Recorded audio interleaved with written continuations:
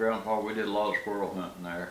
I ate a lot of squirrel. Granny make the best squirrel dumplings and gravy there.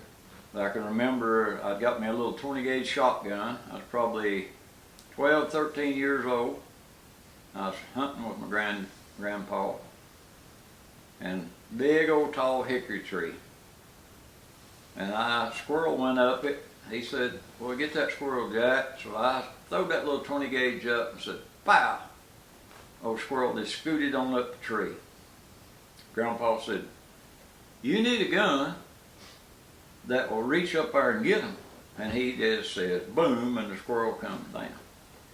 I said, Grandpa, I hope you never die, but if you do, I'd like to have that gun when you die. But when the will was read, the gun was in there for me. Just like he said. He said, it'll be yours, and it was, and I still have it. And one of these boys will get it one day. Or if the Lord comes back and raptures us out of here, I don't care who gets it then. It won't matter, will it? It don't make no difference then. But yeah, growing up in the mountains was wonderful. You could drink, when I was a kid, you could drink out of the streams. Now you want to get above the pastures, you know, where the cows and all were, but you could find you a good spring head, you didn't have to worry about drinking out of it. And we drank out of water hoses. And we rode bicycles without helmets. We rode in the back of pickup trucks. We used to take lawnmower tires and build us a dadgum old push mower. We'd take that old push mower and we'd build us an old wood derby car, what we called it. Thing didn't have no brakes on it. You put your two strings on there. You fix that thing where you could turn them front tires, and we'd find us the biggest hill we could and come flying off of there. Sometimes we made it, sometimes we didn't make it. Did many get hurt doing that? Well, we get skinned up some, but I don't remember anybody get killed. Tell them about the sleds, car hoods. Oh yeah, we'd take old car hoods when it snowed now. And you know how that works. Yeah. We'd get on a big old hill, and buddy, you'd be flying. You'd be going down that hill making some speed. I'll never forget, it snowed one time. I had this sled that one of my cousins gave me, and it had the metal on it. Boy, I thought that was something. It had little handles up here where you turn. Well, it sleeted. Sleet came, and they turned school out.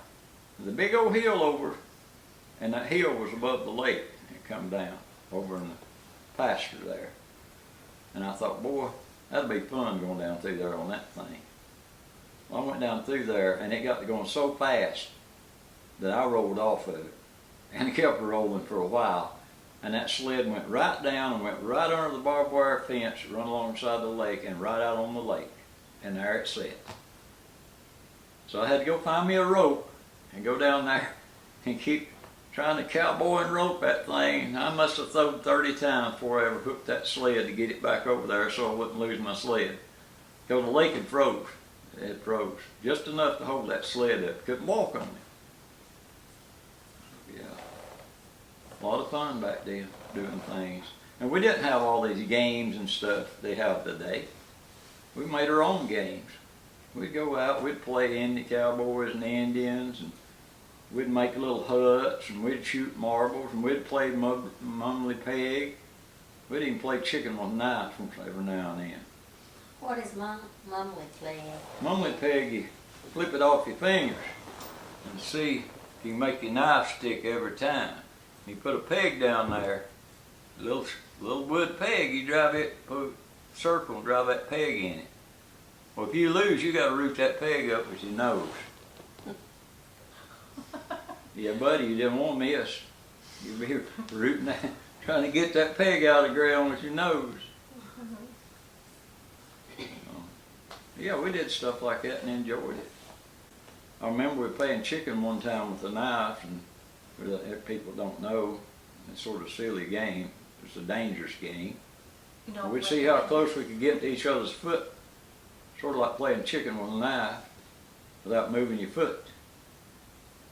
And me and a friend of mine was doing it, and we got our feet so close together, and I threw my knife.